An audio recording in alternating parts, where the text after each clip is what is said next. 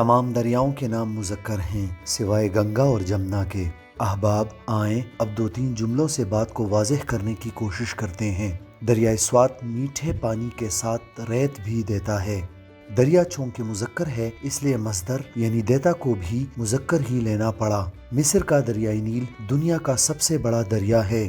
دریا مذکر ہے اس لیے اضافت یعنی کا کو بھی مذکر ہی لینا پڑا۔ اب آتے ہیں گنگا اور جمنا کی طرف۔ گنگا بھارت میں بہتی ہے۔ گنگا چونکہ مؤنث ہے اس لیے مصدر یعنی بہتی کو بھی مؤنث ہی لینا پڑا۔